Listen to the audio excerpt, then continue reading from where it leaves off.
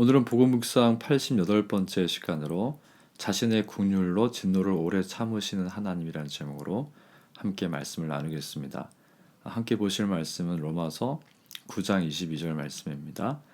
만일 하나님이 그의 진노를 보이시고 그의 능력을 알게 하고자 하사 멸하기로 준비된 진노의 그릇을 오래 참으심으로 관용하시고. 아멘. 오늘 말씀을 가지고 우리가 첫 번째로 나눌 내용은 하나님은 죄인의 멸망을 고의적으로 만드시는 분이 아니라는 것입니다. 하나님은 오래 참으시고 긍휼을 베푸시는 분입니다.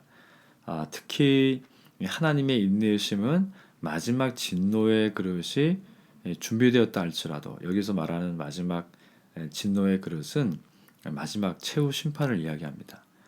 그것이 준비되었다 할지라도 회개할 기회를 주시고 또한 회개한 자들을 기꺼이 구원하신다고 베드로후서 3장 9절에서 말씀합니다.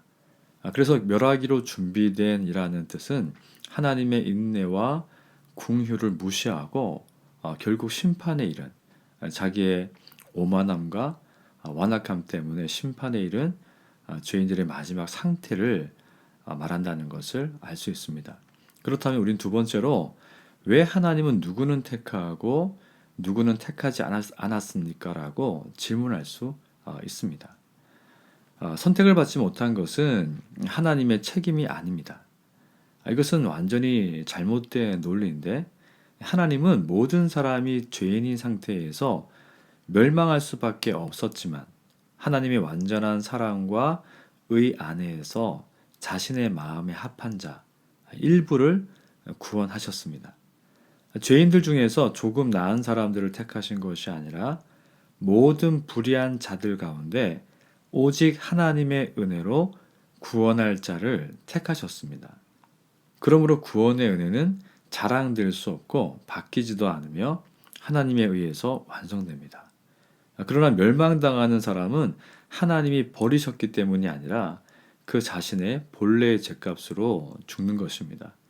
인간이 불의함으로 죽는 문제는 하나님께 있는 것이 아니라 죄인 스스로에게 책임이 있다는 것을 성경은 이야기합니다.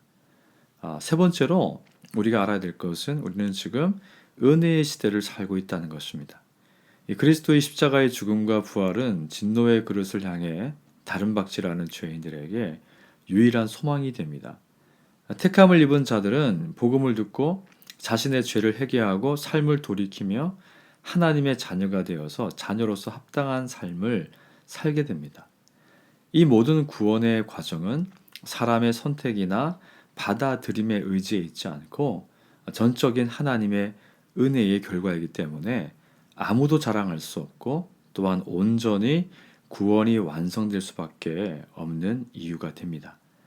아무것도 한 것이 없는 내가 구원받은 것을 진심으로 기뻐하고 누리며 합당한 영광을 하나님께 돌려야 되는 이유가 바로 여기에 있는 것입니다.